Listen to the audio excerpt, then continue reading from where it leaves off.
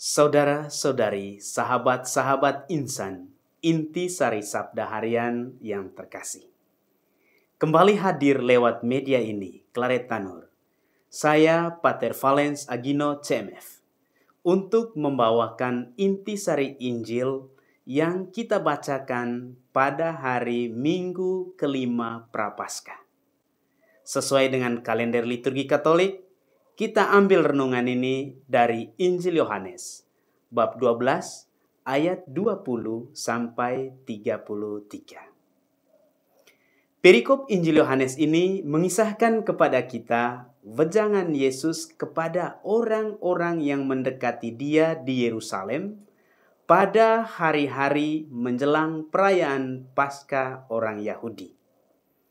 Ia menyingkapkan bahwa saatnya telah tiba, saat untuk dimuliakan. Saat kemuliaan itu dikaitkannya dengan peristiwa sengsara dan wafatnya di atas salib. Penginjil menggunakan kata ditinggikan. Wafatnya dibandingkan dengan biji gandum yang jatuh, lalu terkubur dalam tanah, dan tumbuh kembali untuk menghasilkan banyak buah. Biji itu harus jatuh dan mati terkubur. Jika tidak mati, maka ia tetap satu biji saja. Lebih lanjut, ia menawarkan supaya orang tidak mencintai nyawanya di dunia ini, supaya tidak kehilangan jiwa di akhirat.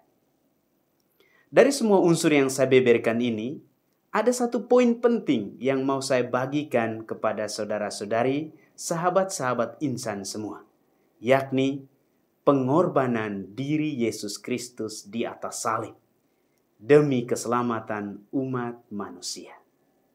Yesus sudah merelakan nyawanya demi kehidupan umat manusia. Dia rela ditinggikan di atas salib demi keselamatan kita. Dia mengumpamakan kematiannya dengan biji gandum yang harus mati, tertanam di dalam tanah, untuk bisa menghasilkan buah yang menghidupkan. Yesus harus menanggung sengsara dan kematian untuk menghasilkan buah keselamatan bagi manusia. Pada saat sengsara dan kematian, Yesus dimuliakan Bapa karena rela taat demi keselamatan anak-anak Allah di dunia ini. Ketaatannya di atas salib menjadi tanda perjanjian baru antara Allah dan umat kesayangannya.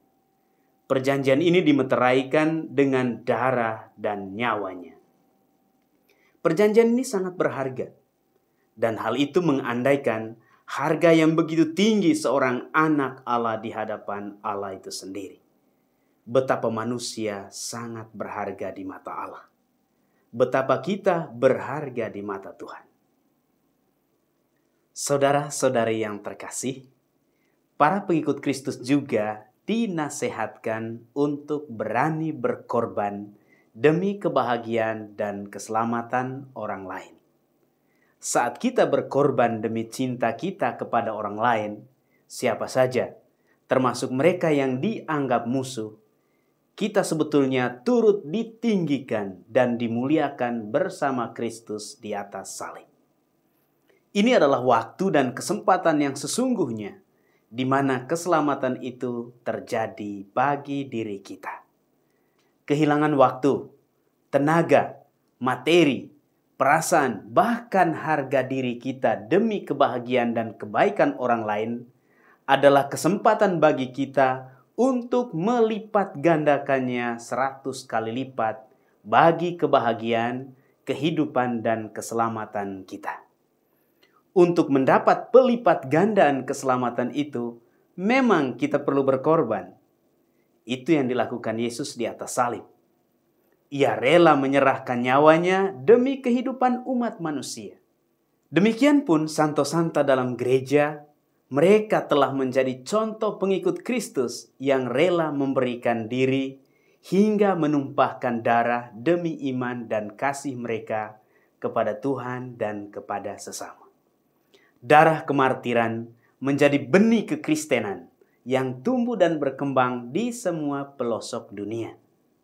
Seorang murid Yesus yang sejati adalah dia yang mengikuti Yesus, ada bersama Yesus, melayani Yesus, dan rela berkorban memikul salib kehidupan orang lain. Saudara-saudari, sahabat insan yang terkasih, pada zaman kita sekarang ini, nilai pengorbanan tertantang dengan adanya mental enak, takut sengsara, takut repot, nyaman dengan diri sendiri, mental instan tanpa melewati proses, dan mental-mental lainnya. Tanpa pengorbanan, mental-mental itu akan membuat kita nyaman, namun tidak produktif bagi orang lain. Harga diri kita hanya ditakar dengan kecepatan waktu dan kenikmatan sesaat.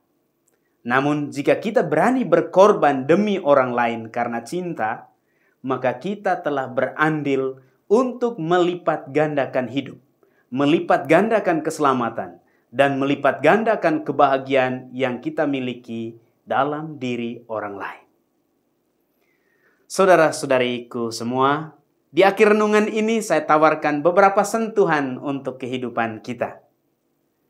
Pertama, jangan pernah takut sengsara jika yang diperjuangkan adalah demi kebahagiaan kita sendiri dan kebahagiaan orang lain. Kedua, jangan takut berkorban demi orang yang kita cintai. Karena cinta itu memberi nilai terhadap pengorbanan kita.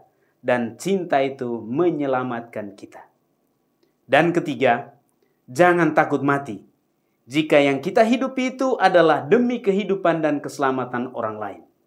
Karena secara otomatis, hidup kita akan turut diselamatkan bersama mereka yang lain. Mari kita lipat gandakan cinta dengan membagi cinta. Lipat gandakan kehidupan dengan berbagi kehidupan. Dan lipat gandakan kebahagiaan dengan berbagi kebahagiaan. Semoga dan Tuhan memberkati.